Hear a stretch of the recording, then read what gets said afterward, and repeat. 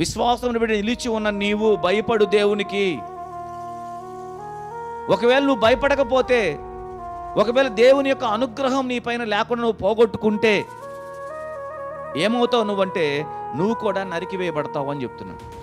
అంటే దేవుని యొక్క అనుగ్రహ ఐశ్వర్యం మన మీద నిలిచి ఉండాలి అంటే మనం ఆ విధంగా నడిపించబడిన వారమై ఉండాలి, ఆ విధంగా మనం నడిచే వారమై ఉండాలి.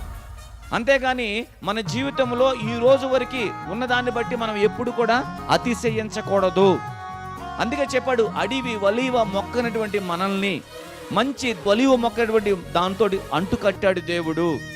సో అంటు కట్టబడిన నీలో ఏం జరిగిద్ది?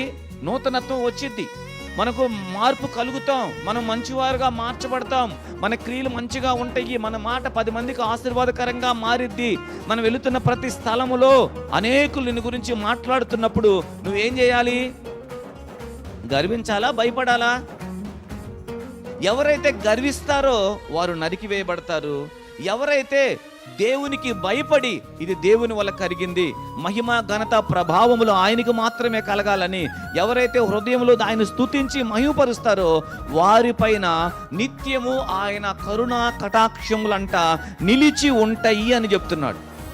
కాబట్టి ఏదైనా కానీ మీ సామర్థ్యంలో మీరు ఏదైనా, నేను అదే చెప్పాలనుకున్నాను, మీరు మంచిగా లైవ్ ఇవ్వటానికి అన్ని ఇన్స్ట్రుమెంట్స్లో మీరు చక్కగా నేర్చుకొని ప్రతిదీ మీరు చెక్ చేసి చాలా దేవుని నామానికి మహిమకరంగా జరిగించడానికి ప్రయాసపడుతున్నాం, మంచిదే. కానీ దీని వెనకాల దాగి ఉంది గర్వం. నీకు తెలియకుండానే నీ హృదయాన్ని ఏలుబడి చేసిద్ది అది, నీకు తెలియకుండానే నీ జీవితమైన అధికారాన్ని చూపించిద్ది అది.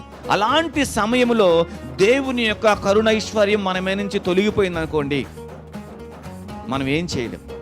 కాబట్టి ఎప్పుడు కూడా మన ఆత్మీయ జీవితంలో మనము దేవుని దయలో నడిపించబడే వారముగా ఉండాలన్నదే మనందరం కూడా నేర్చుకోవాలి. ప్రతిరోజు దాని విషయంలో చాలా మెలకువ కలిగిన వారంగా మనం ఉండాలి.